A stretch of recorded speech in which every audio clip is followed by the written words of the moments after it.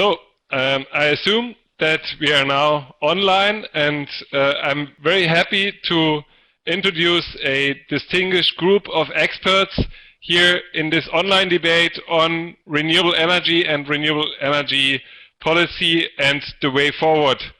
And we are all witnessing a very fascinating period in terms of renewable energy on a global level. They are dominating the investments in terms of the power sector, and Europe as a pioneer has created the field for this global success since a number of decades. But also in Europe the landscape is changing, and this is our topic for today. We'll discuss the new European landscape for renewable energy incentives, so policies, support schemes and market integration.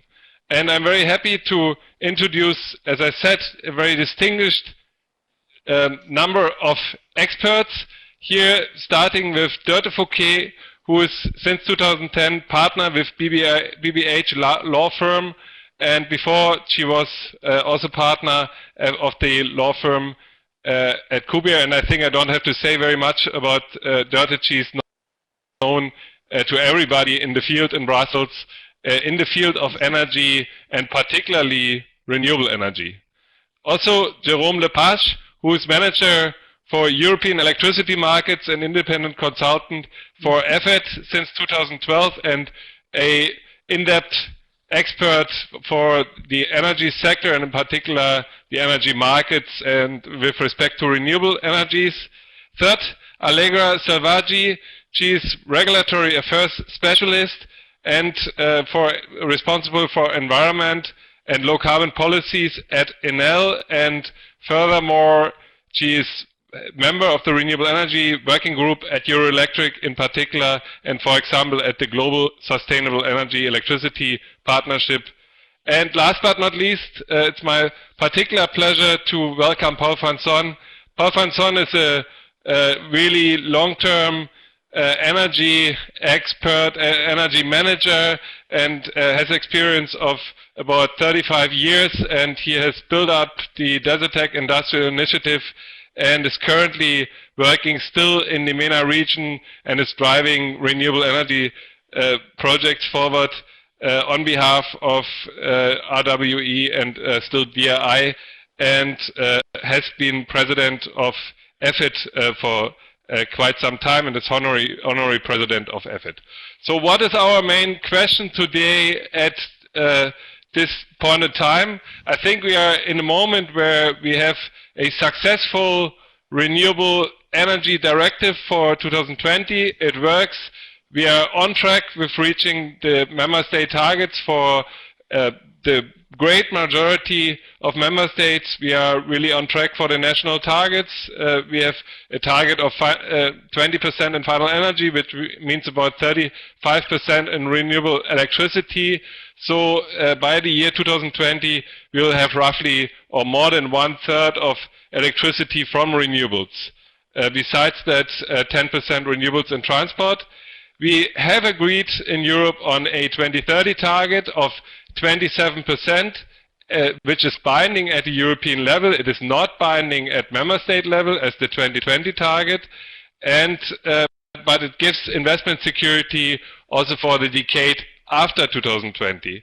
And we have seen considerable breakthroughs in terms of cost reduction, of course, in particular for photovoltaics, but also for other technologies like wind energy. Costs have come down, and we are currently in a situation where we are competitive with renewable energies in terms of levelized costs of electricity. And the question is, how do we evolve and reform market design and renewable support schemes in order to have renewables also competitive in the long term in the electricity market, and to increase the market value of renewables in the electricity market such that support can decrease further and further.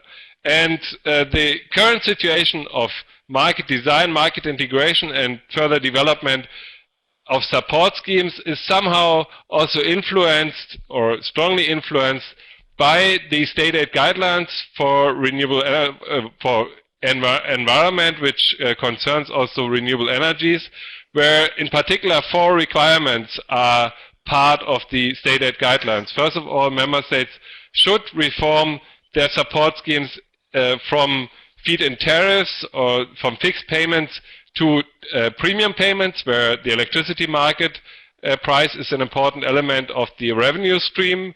Secondly, the support level should no longer be determined administratively, but based on auctions and tenders. Thirdly, the Commission is asking for, in the long term, for technology neutrality. And last but not least, a big topic which we witness at the moment is opening of national support schemes, so stronger cooperation between European member states. So both in terms of technology, energy markets, economy, but also support schemes and policies, we are in a very fascinating period, and we witness many reforms and changes, and therefore I'm really looking forward for the statements of our distinguished panelists. And before I start with Dörte Fouquet, I would like to motivate everybody in the audience listening to us in the internet to send us comments, remarks, questions, which we will of course take up, and after the introduction of the panelists we will have the opportunity to react to your comments and to address questions to each of the distinguished panelists. And now I would like to start with Dörte Fouquet, and I'm looking forward for your particular viewpoint, Dörte.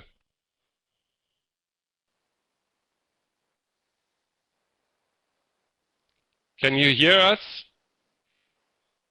Yeah, everybody, and I'm very pleased to be able to, and was invited. Yeah, can you hear me? Hello? Yeah. Hello? It's good.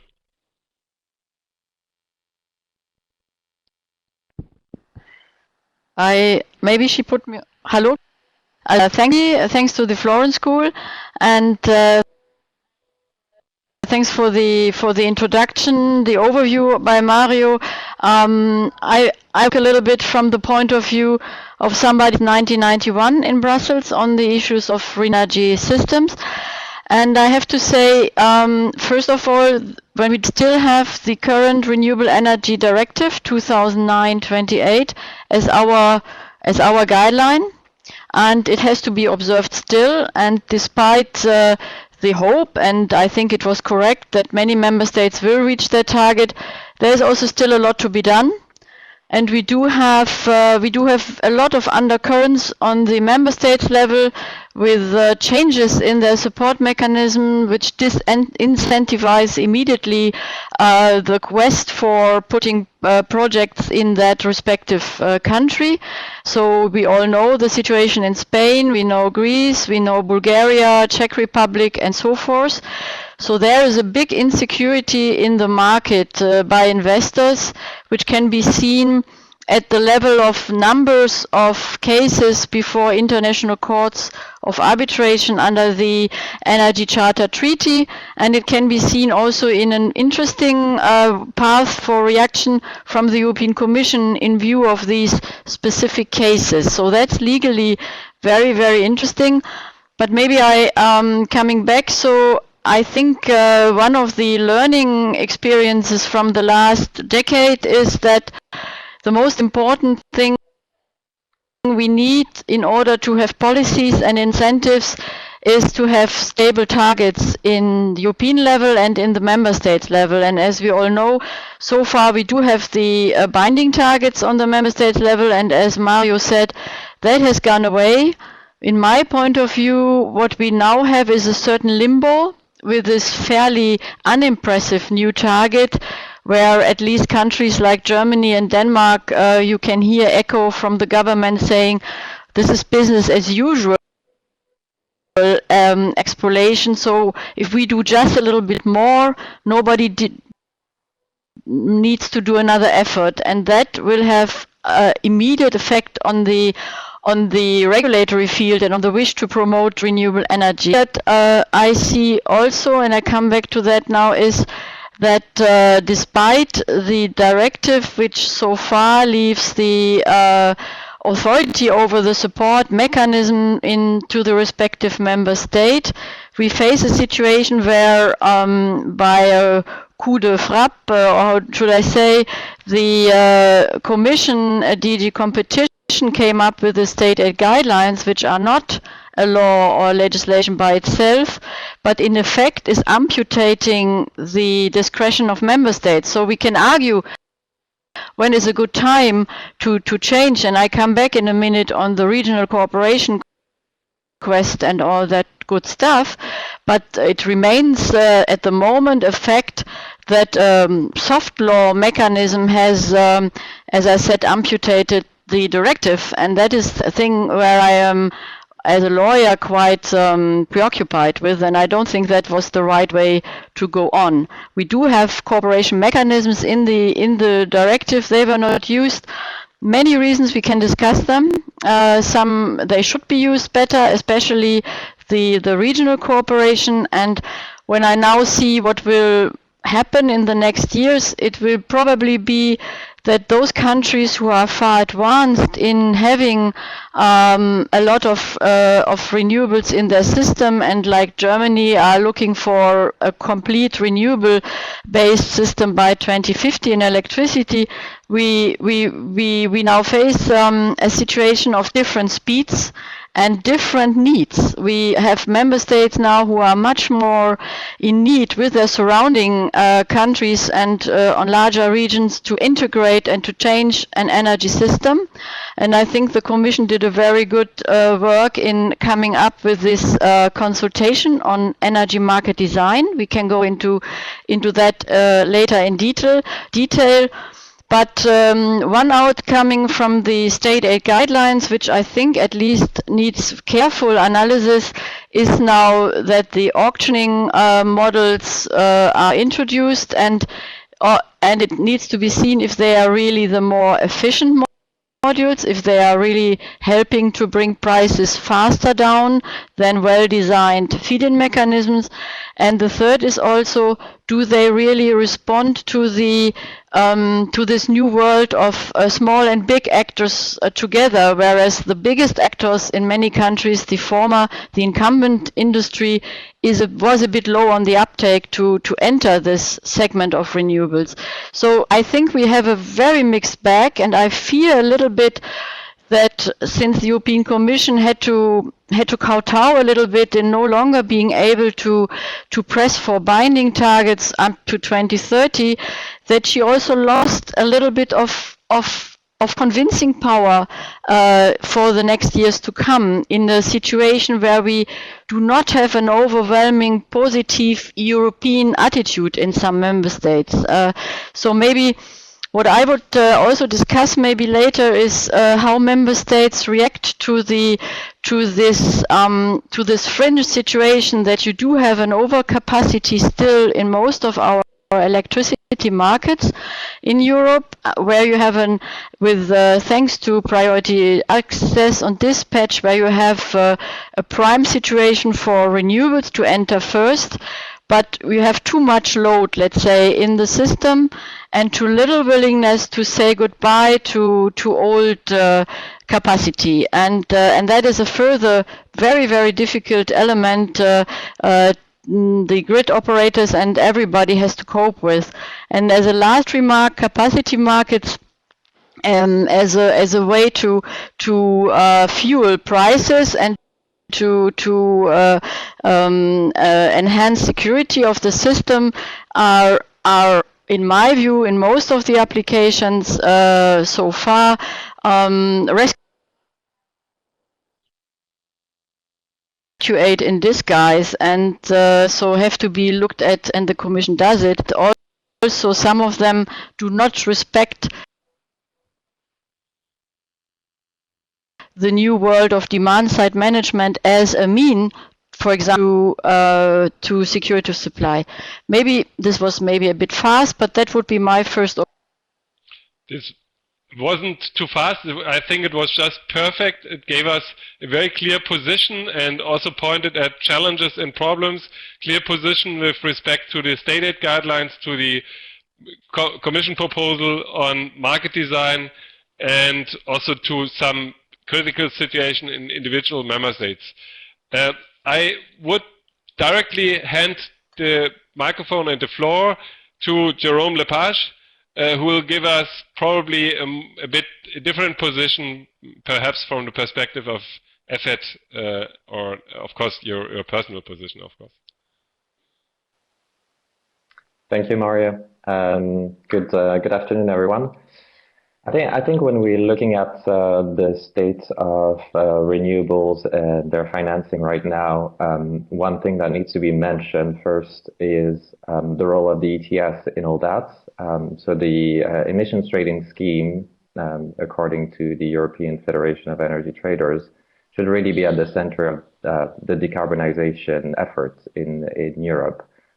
So we're seeing progress there with the MSR, but there's still a lot of reform to be done, and notably a reflection to be launched on overlapping policies. So how the policy on renewable affects the ETS and vice versa. So that's something that still needs to be tackled seriously by the Commission and stakeholders in general. After that, when we're looking more closely at renewable supports in general, I think EFET generally welcome the fact that there's currently going to be a unified target for Europe. We perceive that it's the right way to go. It's not a time anymore when we think about energy markets individually per member state, but like we have reached a level of Europeanization that needs also to be looked at on the renewable side. As far as the financing is concerned, I think Dörte mentioned the EAG, the state aid guideline, the cooperation mechanism. What we see is that the cooperation mechanism may have been a good idea initially, but so far only one cooperation mechanism exists between Norway and Sweden. And despite repeated claims by the member states that they want to use them and they're really happy with that, we don't see any progress. So also the second possible cooperation mechanism, which was envisaged between the UK and Ireland, didn't go through, and still hasn't gone through so far. So we're a bit disappointed in that. So we think it's time that member states are not necessarily forced, but really incentivized to cooperate really. So if this needs to go through European Union initiatives and Commission initiatives, we applaud that. We think the EEAG, so the stated guideline, is not something that is out of the competence of the Union, as far as renewables indeed may be somehow a member state competence, but it has an impact on energy markets. So that should be taken into account, and it's reasonable for the Commission to intervene to make sure that that renewable support is in line with the general competition law at the European level and the direction they want to go to for the energy markets. What we see is that although we would have favored from the outset a European-wide certificate system, this is clearly not the direction that member states are going towards, neither is it the Commission's. So we see the possibility, we see like more and more like market-based standard systems emerging in member states, in the UK, in Germany, for example. We see benefits in it, also because it usually goes hand in hand with balancing responsibility for renewable energy producers.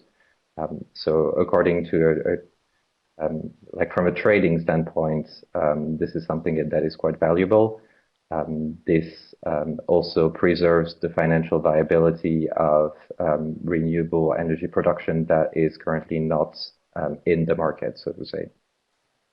What we would like to see is, in general, that these tender procedures are harmonized from member state to member state, so that also renewable energy generation that is located outside a specific member state can participate in a tender in the specific member state.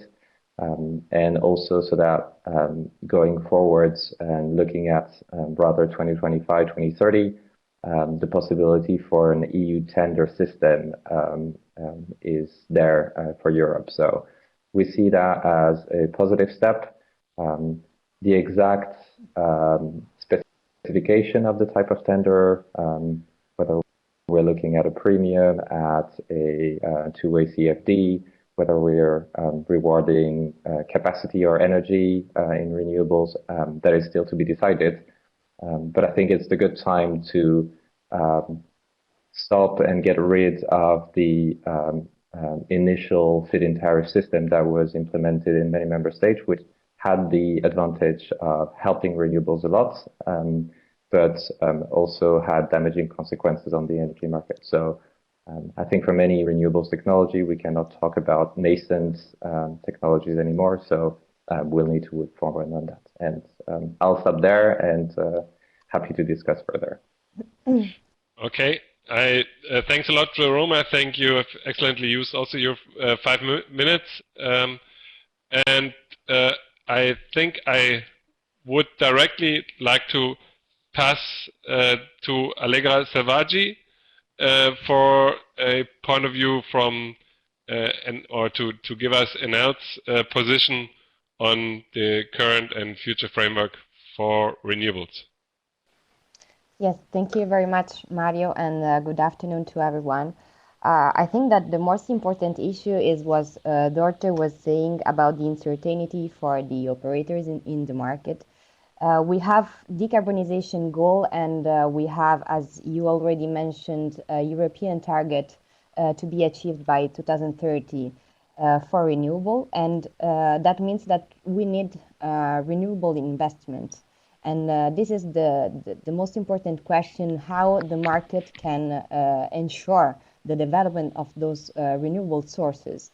We well know that the market today is currently based on centralized generation and power plants which have high variable cost. However, the electricity system is moving towards a more decentralized structure with also intermittent resources and, of course, with low variable costs such as solar, wind, power plant. So it means that we have to think about a new market design, and I think this was the outcome that was expected from the consultation from the European Commission. And this new market design should ensure, on one hand, that operators reduce their risks in investing, but in the other hand, avoid market distortions that we already seen in the last years with the last framework, the 2020 framework.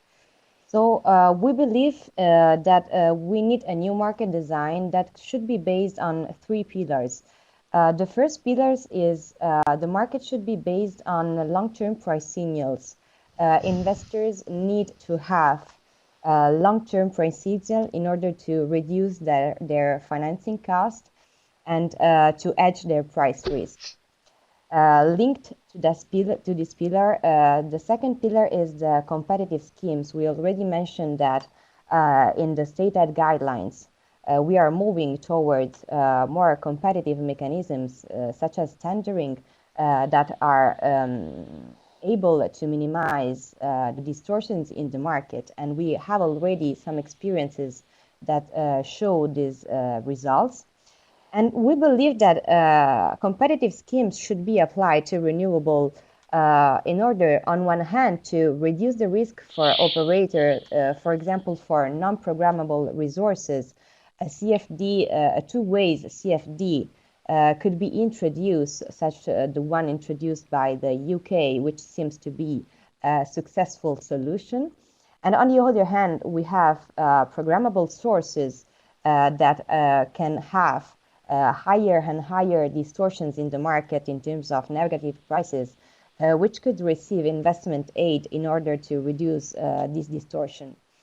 The third pillar, which is, of course, very important, is the integration of renewable sources in the market. Actually, we need a market that fits for rest, and this means that rules and technologies needs to evolve in order to let renewable to participate into the market. And of course, we will need a smooth transition in order to achieve a level playing field with other sources. So based on these three pillars, we believe that we can create a well-functioning market design. However, as someone mentioned before, we have a 2030 target and it's only at European level. So we don't have the same framework that we had in 2020 or in the 2020 framework actually. So it means that we have to ensure the achievement of this target, and it's not important the level. I mean, it's not important the 27 or the 30. The important thing is how we reach this target. And I believe that there could be a gap versus that target, even if we have the ETS, as Jérôme mentioned, even if we have market forces, and even if we have national measures. So therefore, I think that the European Commission should today face this challenge and try to introduce some measures in order to fill this possible gap.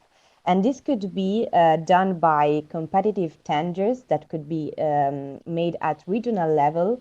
And this would ensure an optimal allocation of resources, because there will be probably a selection of projects in the most suitable locations, due to the fact that the selection will be based on the availability of resources, on the linear permitting procedure, on the efficient network development. So it means that there will be more efficient allocation, and this would also help member states to cooperate, and this is what the European Commission has in mind. So the cooperation will be increased. And we believe, therefore, that investment now should follow not the economic resources, but the natural resources availability in order to reach a more European approach.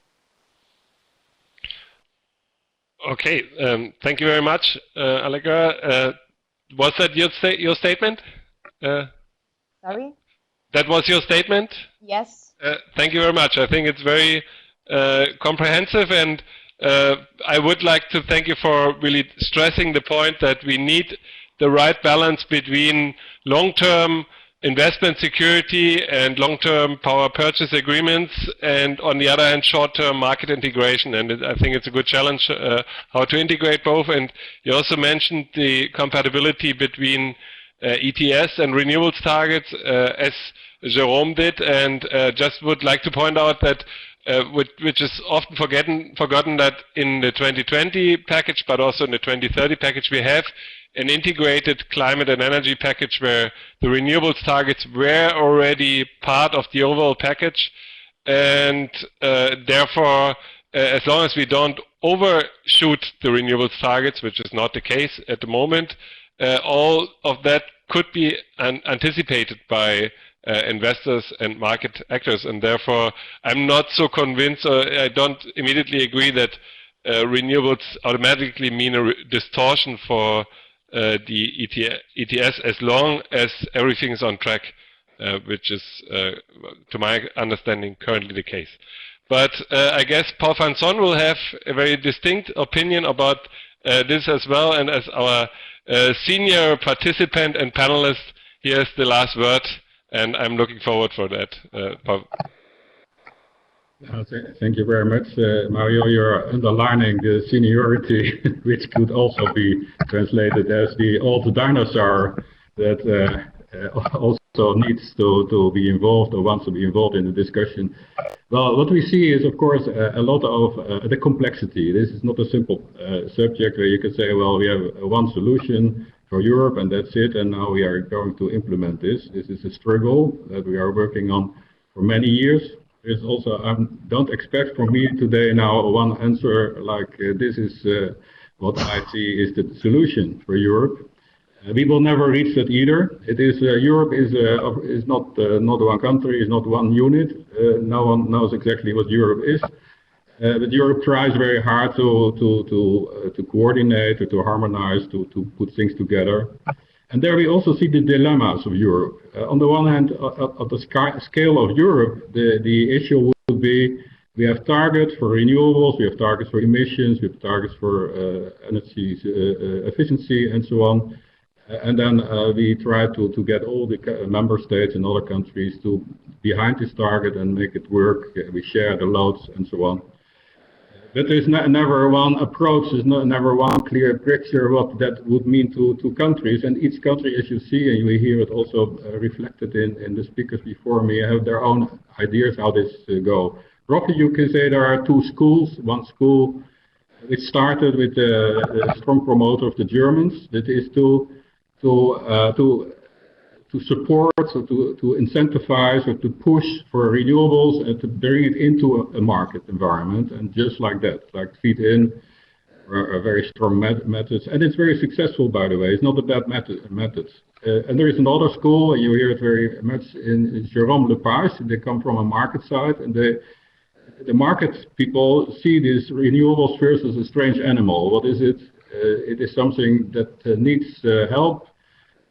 Why actually? It is a normal power, it's electricity, so it should be, from an electricity point of view, a normal element of the market, but it has not yet the value, or at least the cost level of renewables is not yet in fair relation with the value in the market. And that's a problem, so you need help, need support. There it starts. Well, we have heard already the buzzword of distortion. If you don't do this clever enough, then of course it distorts the market, because you interfere with the play of supply and demand, because there are strange elements and no one knows why and how and who is paying for this and why are they doing it, make it sense, and so on. So I want to go back to a few things where I think we all agree that is, first of all, you need. I think we all agree that renewables is good to help this and to bring it into the market, to integrate it in the market. Finally, this should become a normal market element without any incentive, without any support. We are not yet there, but that should be the target. That should be the real target. You have intermediate target like 2020, 2030, where you have some numbers like percentages. But we should keep in mind always the real target, the real objective to bring this to integrate it in the market.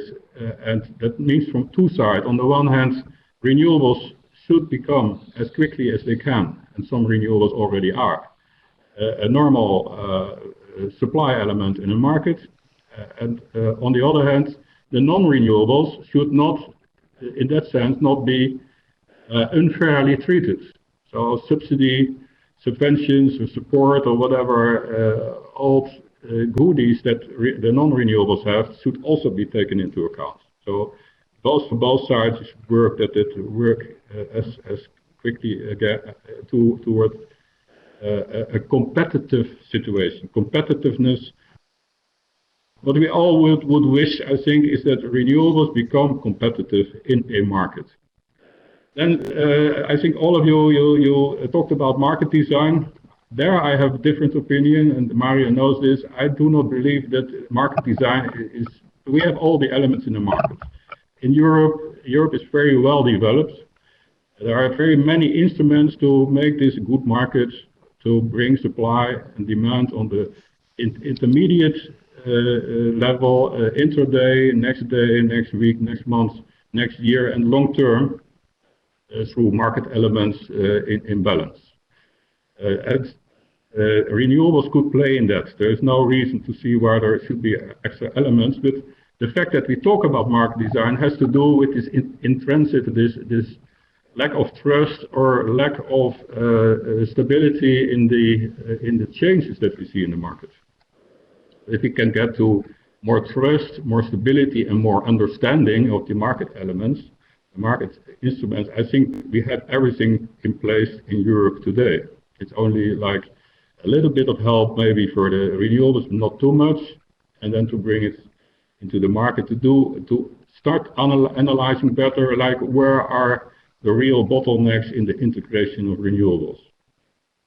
Then one element and also Mario, we have talked a lot in the past, also in this desert tech, about the question, how can you ensure that in Europe, at European level, that we get to a lower cost? So lowest cost should actually be, from European point of view, the objective. Of course, that is conflicting, and it's a dilemma, I understand very well, with national interests. So there are maybe countries that say, well, it's not nice if all the power plants are built in another country with better conditions, because then there are no renewables built in our country. So that, of course, I understand this, but the mainstream, the main thinking at European level, at the member states, should be Europe. We all want Europe to be competitive, and member states have a good stake in this. So you should work more in the direction of how can we achieve lowest cost, stability, security of supply at environmentally good, well-positioned renewables. That is the real point. And I'm a strong believer of the strength of green certificates beyond borders. Actually, if we talk about renewables or about energy, we should not talk in terms of national borders. National borders have nothing to do with energy or renewable energy as such, because we are in one market more or less, or at least you could say clusters of market to start with, but not at the level of Luxembourg or Netherlands or Albania. With all respect, they are too small. So we should not talk anymore in the first place about national borders. So try to work across borders. I think personally that the attempt of cooperation mechanisms was very nice. It's very well intentioned, but it is really not a way to integrate something in a market. I think a green trading, green certificate trading mechanism or market would be the right thing. Production of certificates for green, the green value, and then bring it to the customers.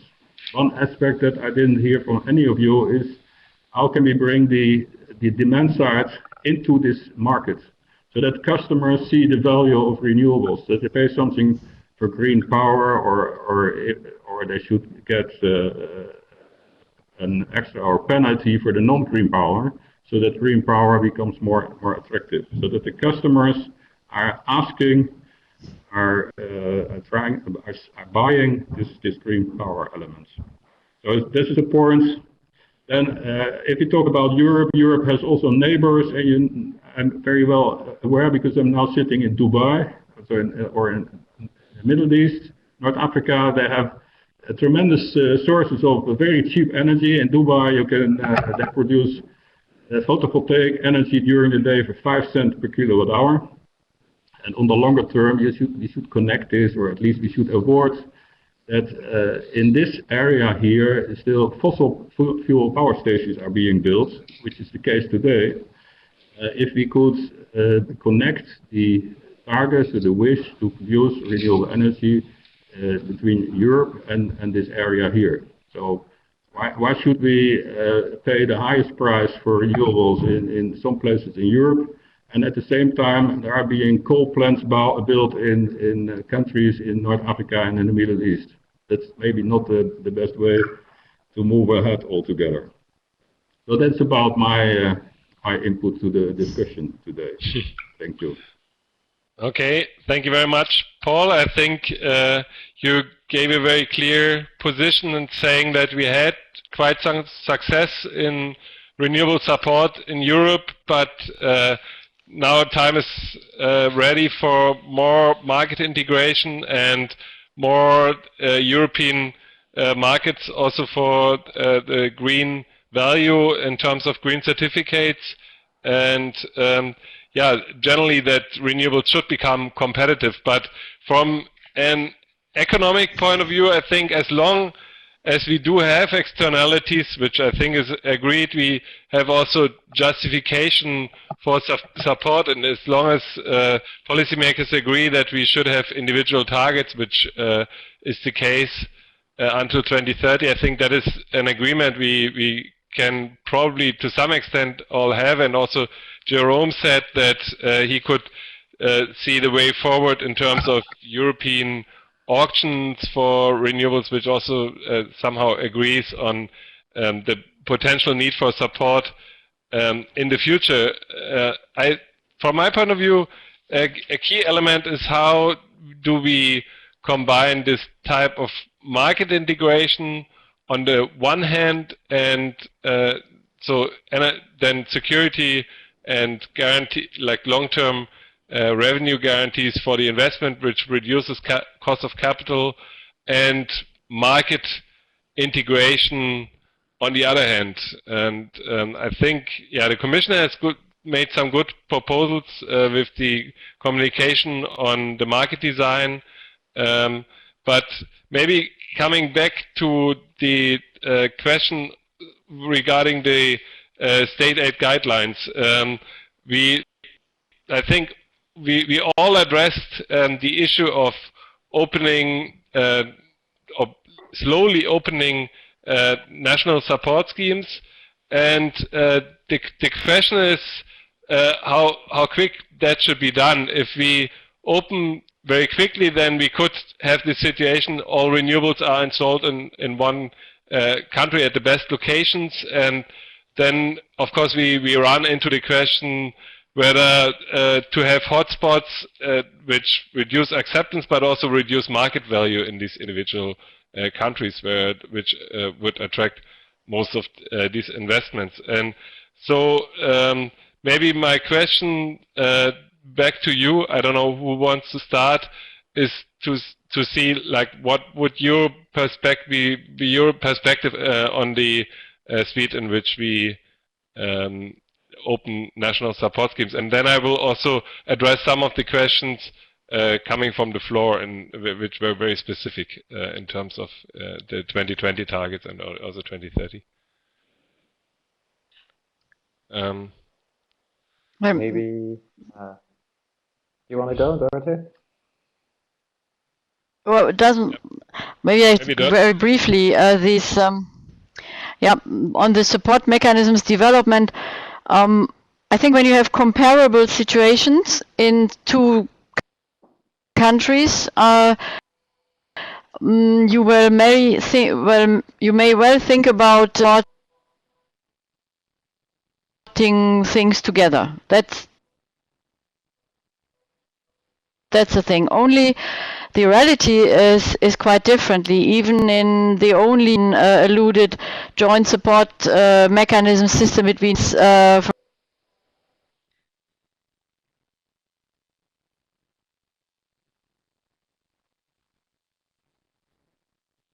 Sweden to Norway, there's a lot of the devil in the detail, and it's not really to the benefit of both in this country. So Javier tried to tell you that in every minute we have differences, even in countries who have similar support as such. And I take an example.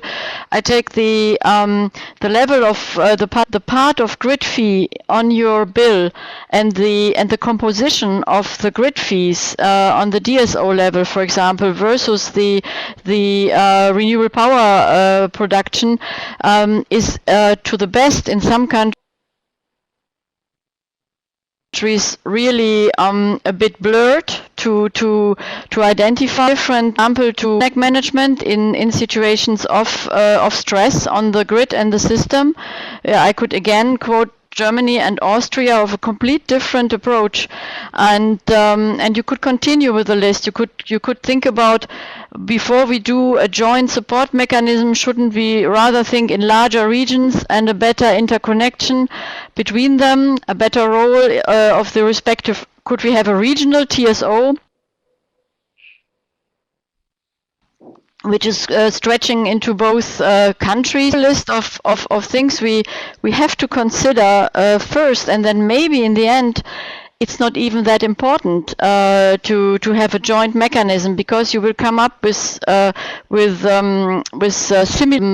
similar constructions. And I see a trend that you will have for big projects and for offshore, there's probably a place for auctioning.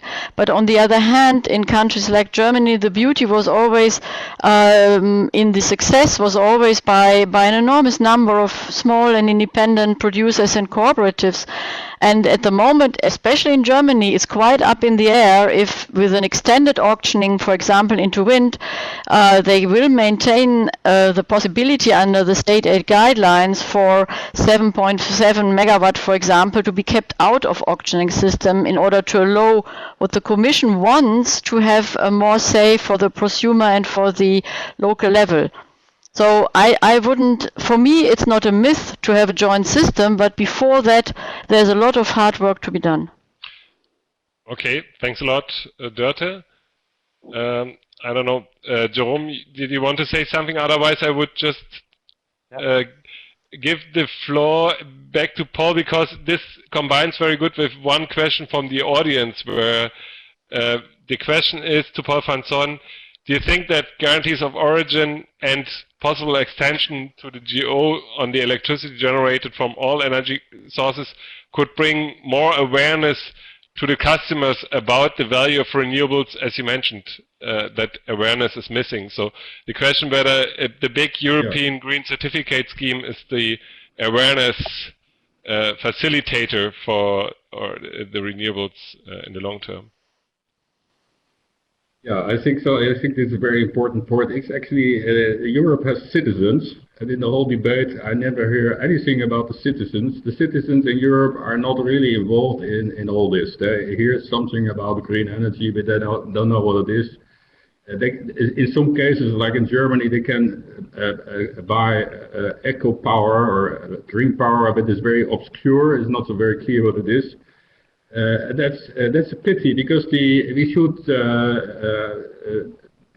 give the citizens in Europe the possibility to buy green power in Europe. And by green power, I differentiate between the physical power, because the physical power is physical power. It makes no difference where it is being produced.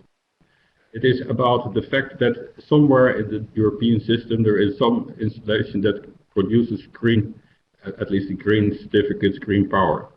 So that can be translated into products like green power products, whatever, maybe from specific installations or offshore or whatever. It gives the customer the choice, like what kind of power do you like to buy. Of course, then everyone says, yeah, but if you do this like this, the green power is not competitive at the moment. The customer is not prepared to pay, for instance, 2 times the price of a kilowatt hour.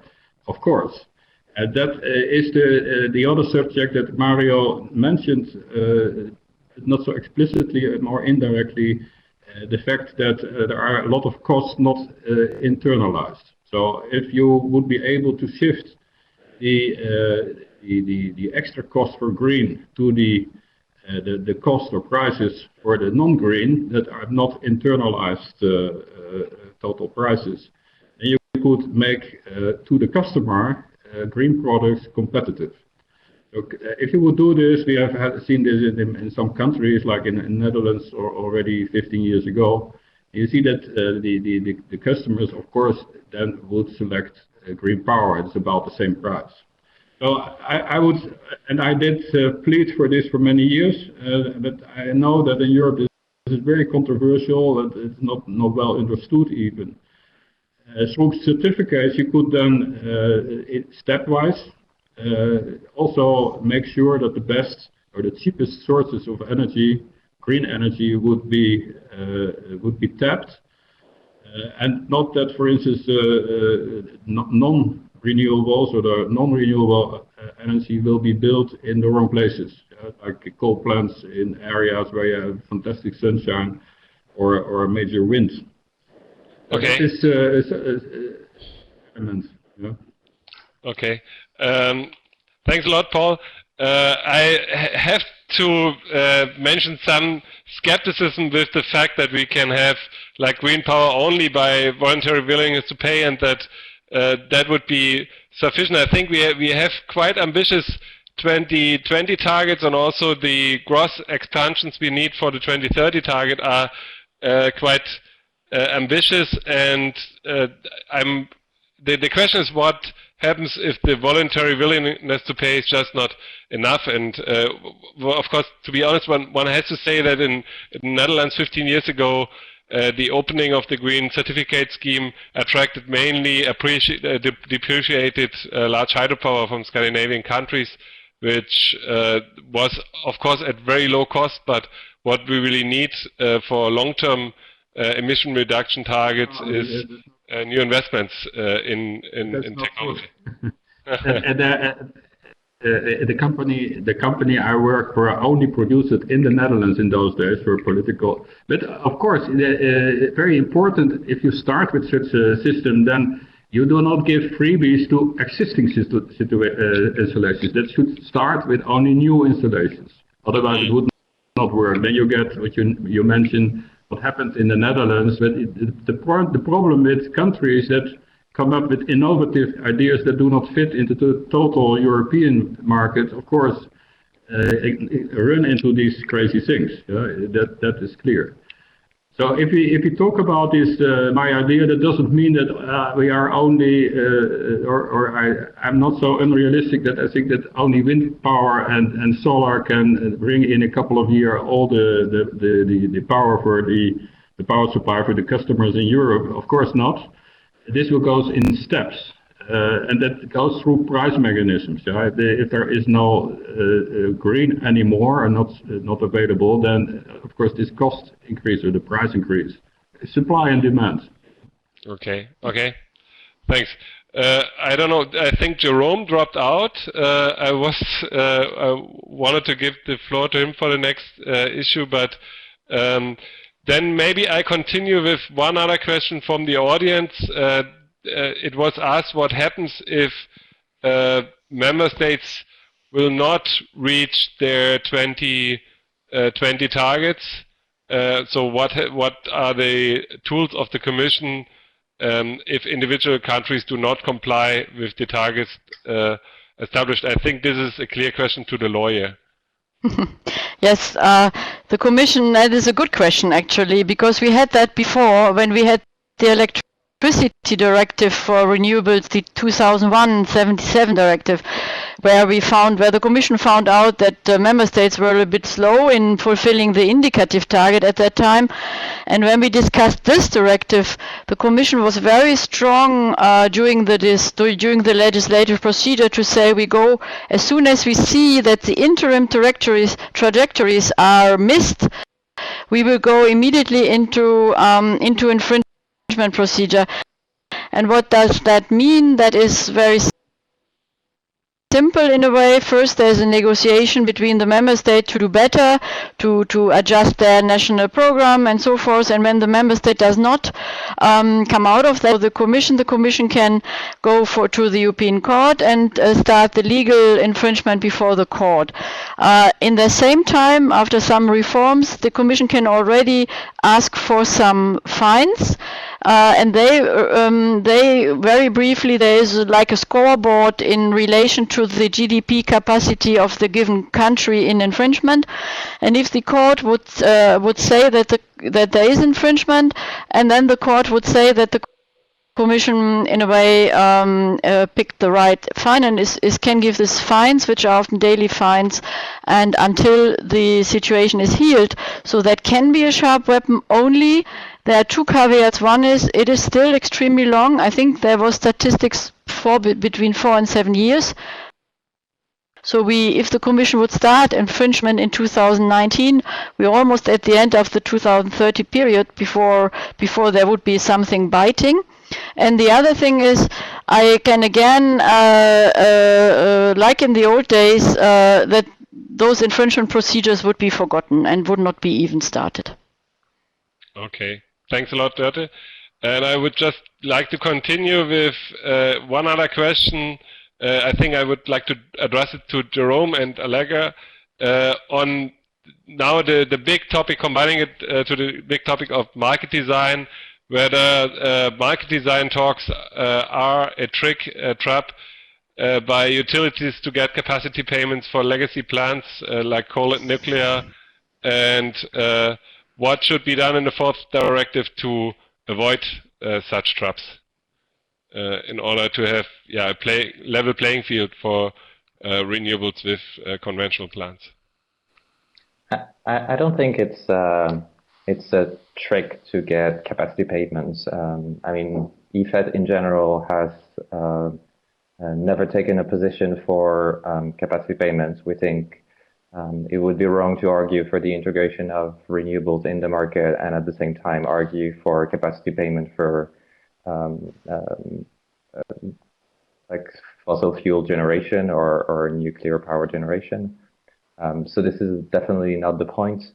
I think when we're thinking market design, this is as much to allow renewables to play in the market as it is right now, as to force also the market to really absorb those volumes. When I heard before that nothing needs to be done, I don't think that's true. I think there's still plenty of work to do on the market design for the intraday market, for the balancing markets, for the integration of those. That's also something that will allow better integration of renewables and also of demand side.